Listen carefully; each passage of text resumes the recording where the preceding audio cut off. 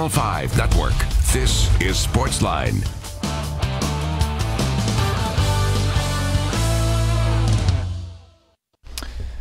Hey there, Sportsline on your television. Steve Layman here with you. Glad you are here with us on this Wednesday night on News Channel 5 Plus. Tons going on. We're February 28th, but March Madness totally underway. SEC Women's Tournament tipping off here in Nashville today. You've got the OVC Tournament up in Evansville, both on the women's side and the men's side. Atlantic Sun Tournament back in action tomorrow night at Lipscomb as the Bisons try to punch their ticket into the Atlantic Sun Tournament final. And, of course, the NFL Combine going on as well up in Indianapolis. Our buddy Jon Burton up there today for that. A huge win last night for the Preds. We can get to it all tonight. 737-7767, the number. I want to get you through some of the things that have happened today from basketball. SEC Tournament underway over at Bridgestone Arena. Women's tournament back here for the first time in 4 years. Vanderbilt, the 12 seed, loses today to Arkansas. They beat them on Sunday, but they lose today. So the Commodore season is over at 7-24, the losingest season in Vanderbilt women's basketball history. Certainly frustration for Stephanie White and her team there. Florida, Cam Newbauer, the old Belmont coach, they lose in the second game today as well. So their season is over with. Meanwhile, the OVC Women's Tournament tipping off in Evansville. Belmont continues to roll. 44th consecutive Ohio Valley Conference win. They just continue to roll along in the OVC tournament as well. Now on to the semifinals on Friday. The men's tournament tipping off tonight. Tennessee Tech with a second-half lead right now on Southern Illinois Edwardsville. Tennessee State to follow against Eastern Illinois. Both those teams trying to punch their tickets into Thursday night action. Kentucky on the hardwood tonight in the SEC. The Wildcats trying to hold off Ole Miss and get another win at home as they continue to surge here late in the season. And speaking of surging, what about Tennessee? Now 10 wins in their last 12 games. The Vols with a huge road win last night by 22 points at Mississippi State, and they get some help. Arkansas, as we talked about last night, such a great team at home. The Hogs knocked off Auburn last night, and so Auburn goes down. Now Tennessee and Auburn tied atop the SEC with 1 game left to play this weekend. So a chance for Tennessee to at least clinch a share of the SEC title for the first time since 2008. And then again, the Atlantic Sun Tournament here locally. Lipscomb, a semifinal matchup tomorrow night against Jacksonville. Win that one, and it's likely off to Florida Gulf Coast on Sunday. Gulf Coast the top seed, and that would be with a trip to the NCAA tournament on the line. So tons of basketball action. We will get to that coming up here. We'll also talk about that huge Preds win last night. But the NFL Combine is underway in Indianapolis.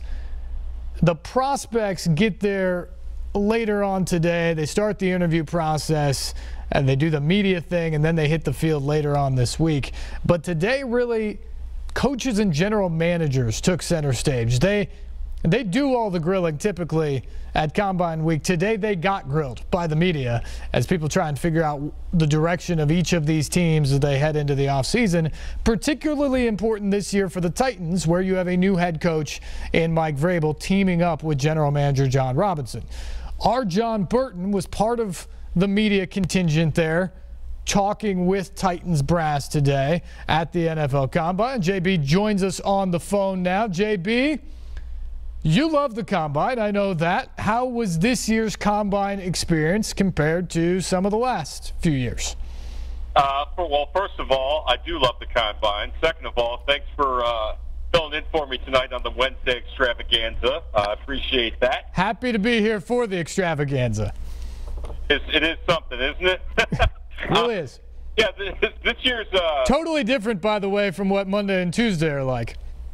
Yes, it is, because it's the Wednesday extravaganza. There you go. Exactly. This year's Combine experience was a lot quicker than ones in the past. We basically just went for the opportunity to speak with Mike Vrabel and Jon Robinson, both of whom you just mentioned, head coach and general manager. And, you know, this year's Combine, obviously, it's new because there's a new head coach. And it's funny, you talk to Mike Vrabel, and we asked him about, he's been to the combine before as a coordinator, as an assistant coach, and obviously he participated in the combine many years ago as a player coming out of Ohio State. But he told a pretty funny story about how, as he got older in his career and he knew that whichever team he was playing for, let's say the Patriots, was going to be drafting a linebacker to eventually take his place. He would actually get in trouble with his wife because he's supposed to be out doing yard work, but he was actually inside watching the combine to see which team that he was playing on, which linebackers they were going to take, and which guys he knew he had to beat out to keep his job. So he's been on all sides of it, but this is his first time as a head coach. The main thing for the Titans right now is they're in such a unusual spot than what we've seen the last few years, right, Steve? I mean, they have a lower draft pick. They picked 25, I believe, as of now, and they don't need a quarterback, whereas in years past, you look at the Mariota year, you look at last year when they had picks number 5 and 18 in the first round. Every draft is important, but this one, after you've had a couple of winning seasons and you go to the playoffs, all of a sudden you're not picking towards the top of the draft. And now that leaves pretty much a lot of options open for this team, especially with a new head coach and a brand-new coaching staff, as to which players they want to try and bring in. Yeah, no question about it, JB. The interesting thing to me is my biggest takeaway from today. Normally, at the Combine, you're talking about what's a position group they're going after in the draft, or what's a big hole on this team. My biggest takeaway today was what they said about the running backs. Take us through a little bit of the process there of what they're thinking with DeMarco Murray right now. Well, I know is owed a big-time roster bonus coming up here in a few weeks as the league year begins. He obviously is coming off an injury-plagued year this past season. And then Derrick Henry, who broke out in the playoffs specifically. What are they thinking about those two guys? Does it stay status quo, or are we looking at a change there? Well, I'll tell you, as far as DeMarco Murray goes, Steve, both Vrabel and Robinson were very non-committal, in my opinion, about the future of DeMarco Murray. You mentioned it. I believe he's owed, he's under contract for this year and next year. He's owed, I believe, $6.5 million this year with a $250,000 roster bonus on top of that. And the Titans may decide, and this could very well be the case, they may decide, our money may be spent better elsewhere than on a 30-year-old running back coming off an injury-plagued season, as you mentioned. So, look, all John Robinson would say is, hey, DeMarco Murray's under contract for this season, and Mike Vrabel basically doubled down on that and said, well, he's under contract, and, he'll be under contract until he's not under contract. So that could be sound logic. Next year. Yeah, that could be this year. So to say that DeMarco Murray's future with the Titans is in doubt, I think is a fair statement. As for Derrick Henry, they were pretty glowing in their praise about Derrick Henry. John Robinson mentioned the fact that how he closed the deal in a couple of games. You think about the Indianapolis playoff game. You think about the second Jacksonville game that clinched the playoff spot for the Titans on Christmas Eve. And the fact that he kind of took over that second half of that playoff win over Kansas City. And John Robinson basically saying he's coming on, he's improved, he's becoming a three-down back now, and we're happy to have him on the team. So, look, when you weigh what was said versus what wasn't said, it kind of has that look that maybe DeMarco Murray could be set packing, and that Derrick Henry could now become the lead dog in the Titans backfield, which I know would please a lot of the Alabama fans that are listening to us right now. Yeah, for sure. It certainly felt like a changing of the guard, so to speak, even if they didn't say as much. When you talk about the running back position, okay, there's your scenario. What about wide receiver, though? Because to me, John, as I look at it, I think you feel good about Corey Davis, the way he finished the season. Obviously, Rashard Matthews has been a stalwart for this team the last couple of years. Other than that, Eric Decker was nice at points last year, but maybe not the guy you expected when you signed him. And you've got some young guys. Taywan Taylor specifically, Tajay Sharp coming back from injury. Does this team have to make a move at wide receiver? And if so, do you think that's free agency, draft? Did you get any hints on that today? No, nothing to that effect. But to add to your point, yeah, I think if there's a good veteran wide receiver out there with some experience and some locker room leadership ability, much like an Eric Decker. If I'm the Titans, I would seriously consider making that move. But you're right. Corey Davis came on last year. If he stays healthy, I think we know what we have there. Tajay Sharp is a bit of a mystery. Missed all last year. What will he come back like this year? What is his future with the team? Eric Decker, same deal. In terms of, will the Titans keep him around? I would say it's probably doubtful at this point. And they may have to look into the draft to try and build depth at that wide receiver core. As great as terrific as Delaney Walker is and has been, the guy's going to be, 34 this year? Yeah. When you have a 34-year-old tight end still as the focal point of your offensive downfield attack, that doesn't necessarily bode well long term. So, yeah, that wide receiver room I think has got to get better developed. It's got to get more bodies in there, and they have to figure out what they're going to do in terms of, all right, this is my number one target, this is my possession guy, this is my change of pace guy. And Taywan Taylor is a big mystery. Here's a guy that looked awfully good the preseason, but you can tell he struggled adjusting to the pro game, as did Corey Davis. So, maybe if you see a veteran in free agency that you could afford and want to bring in, that wouldn't be a bad move. But in terms of did the Titans tip their hand as to what they're going to do at that position? No, not really. The only position that was really talked about, quite frankly, today, Steve, was outside pass rusher. Mike Vrabel kind of let it out of the bag that may be an area that they look at either in free agency or the draft. And that certainly makes some sense. You've got Brian Arakpo and Derek Morgan, both a little long in the tooth in terms of their NFL experience and age. I don't know what you feel about Kevin Dodd at that position right now. Eric Walden sits there behind those guys as well. From your sense, John, the dynamic pass rushers, do you think they're available in this draft? Is the draft a likely vehicle for the Titans to find the heir apparent to Arakpo and Morgan on the outside?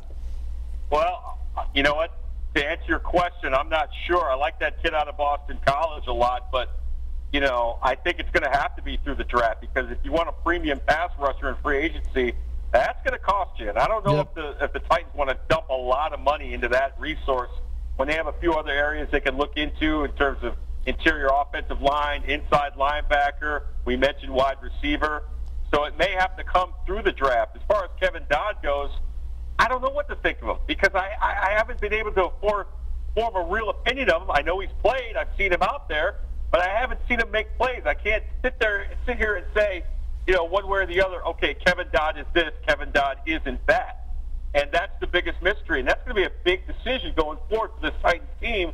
Do we want to bring Kevin Dodd back for another year and try to, A, develop him, or B, basically let him loose and see what he can do? And he's one of the bigger question marks on this Titans roster going into 2018. So, for a team that doesn't need a quarterback, they certainly, and is picking lower in the draft, you're right, man. The Titans do have some question marks at a few positions, and certainly outside pass rush is one of them. He's the first pick of the second round. You've got to get something out of that pick. So, gosh, it's hard to think that they would just cut him loose before his third season. But You're right, we just haven't seen anything of him so far. To me, the area that the Titans absolutely have to focus on, maybe more than any other in my mind, is the offensive line, specifically in the interior. And fortunately for them, JB, that is one of the areas of this draft where it seems like there are a ton of prospects.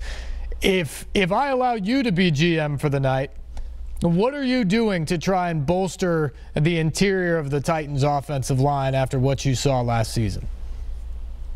Well, I think I know where you're going with this. Obviously, I think they need to get better at the guard position. Quentin Spain, I thought, was serviceable last year, if not spectacular. Josh Klein didn't show me a whole lot, quite frankly. That could be an area, as you said, that they look to in the draft, and there is some quality interior offensive linemen available. And listen, Mike Vrabel strikes me as the type of guy that he likes competition. He wants his players to be competitive. I know John Robinson wants that as well. I'm not saying necessarily getting rid of Quentin Spain or Josh Klein. But well, here's the question, John. Spain is a restricted free agent. Klein is a free agent. So knowing those scenarios, as I know you do, if you're the GM, are you bringing Quentin Spain back? Are you giving Josh Klein a free agent contract? I'm probably going to wave goodbye to Josh Klein, quite frankly, because thank you for reminding me that he is a free agent. That had slipped my mind. I'm probably going to let him go. I'm probably not going to break the bank to keep him. Quentin Spain, probably make him a qualifying offer and see what happens after that, and bring some competition in to kind of rattle his cage a little bit and see what he's got. I think that's exactly what I do too. And again, fortunately for them, it appears that this offensive line class is pretty good. So you might be able to find a guy who can come in and help you right away up front there. As far as the defense goes, Johns, you mentioned it. Inside linebackers, certainly another position along with pass rusher that they're looking at. Secondary-wise, we saw a bunch of moves last season, but this was still a unit that wasn't particularly great at times against the pass. Do they have to make another move in the secondary this offseason, in your mind? I don't know if they necessarily have to, because I want to see what Mike Vrabel / Dean Pease defense vis-a-vis the secondary entails before I make moves. I'm a Jonathan Cyprien fan. I think Adoree Jackson could develop to be one of the better young corners in the National Football League. I thought Logan Ryan, towards the second half of the season, played pretty well, pretty consistently. I don't know if necessarily a move has to be made, but man, if there's a good safety and or corner available, maybe in the second round and beyond, and they feel like, hey, he's the best player available, he's the best player on our board, I wouldn't hesitate to take him. Again, you want to build that competition within that unit. I thought that was a pretty good secondary room last year. There is certainly a lot of room for improvement, as you said, but I don't know if that's necessarily a need per se for the Titans. And it's not a luxury either. So I think it's something that you look at and you take a good hard look at. If there's a guy that you feel fits your defense, fits your locker room, go ahead and take him. Our guy Jon Burton was up at the NFL Combine in Indianapolis, and JB, ever since he's taken over, it seems like Jon Robinson, obviously he deserves a ton of credit for taking this team from probably the worst roster and the worst record in the National Football League to back-to-back 9 and 7 years into the playoffs this past year. But I think some people were disappointed with the progression of the team this past year, and a lot of that went on Mike Mularkey, obviously. That's why he's not back. In your mind, though, does Jon Robinson have anything to prove now this year with the way he got rid of Mularkey after winning a playoff game, going out and hiring a guy in Mike Vrabel who's never been a head coach before? It's now kind of all on Jon Robinson. It's clear this is his team. Does he have to prove anything to you this season with this team? Oh, 100%, Steve, yes. The answer to that question is an emphatic yes. He has a lot to prove. And for all the reasons that you just gave, the fact that you took a coach that changed the culture of the Tennessee Titans, produced back-to-back winning seasons, got them into the playoffs for the first time in over a decade, got them a playoff win for the first time in quite a while. And then you kick that coach to the curb. I've been off record and on record saying I didn't agree with the decision to get rid of Mike Mularkey, but I understand Mularkey's stubbornness, in terms of his staff, kind of led to a lot of why he's not there anymore. Now you bring in a guy in Mike Vrabel who's never coached the NFL before, but obviously he's got great credentials. And, this team has got some momentum now heading into this season. He's got a lot to prove in terms of, we need to see what kind of coach Vrabel's going to be. This is a completely brand new staff, new offensive coordinator who's never called plays before in Matt LaFleur. Obviously an experienced defensive coordinator in Dean Pease, but how will he mesh here? How will he and Mike Vrabel mesh? How will Jon Robinson and Mike Vrabel mesh in terms of building a roster, drafting players, signing free agents, building a team? This is a fan base, as you know, Steve, that is expecting that next step next year. Yeah. With so much newness surrounding this team, that's not a guarantee.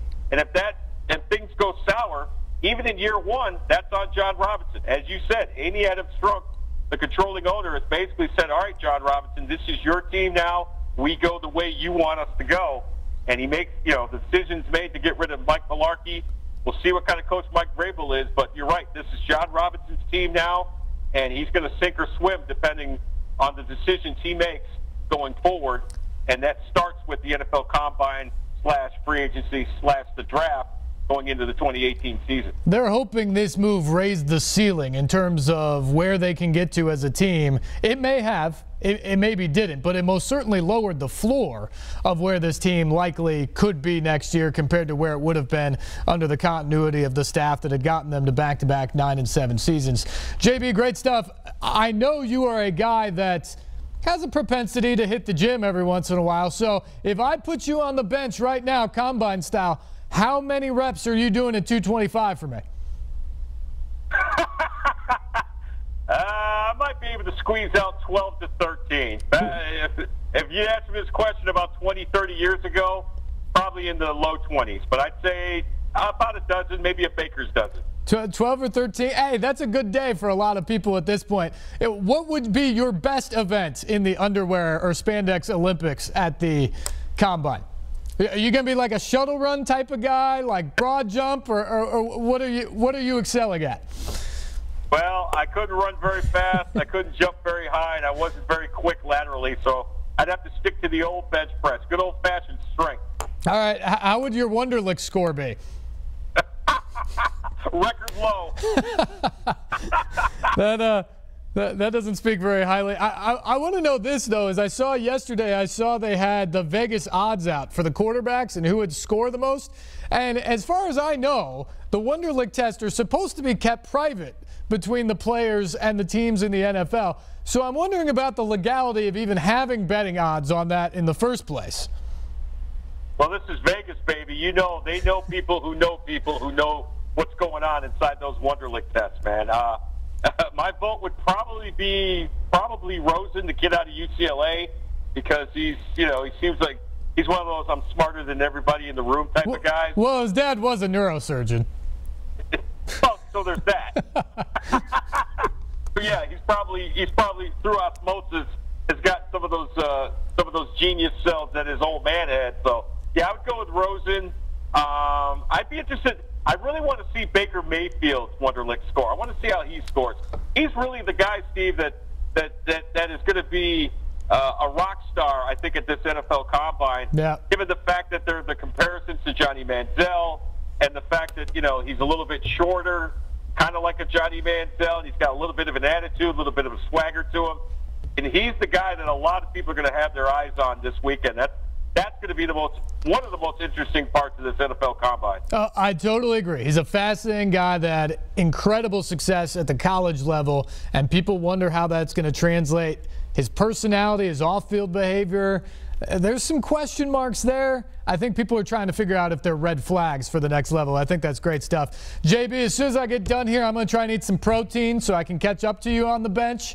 But I really appreciate your time tonight. Great work up there in Indianapolis. We'll see you back here soon. All right, get your proteins in, your amino acids. Remember, carbs before and after you work out, and get your sleep, my man. All right, buddy. Thanks so much. Be safe. Talk soon. Jon Burton, my great colleague here, does fantastic work for us, did fantastic work up in Indianapolis. We will actually hear some of his Combine reports coming up, but we got to take a break here. We'll come back, more Sportsline on the way right here on News Channel 5+.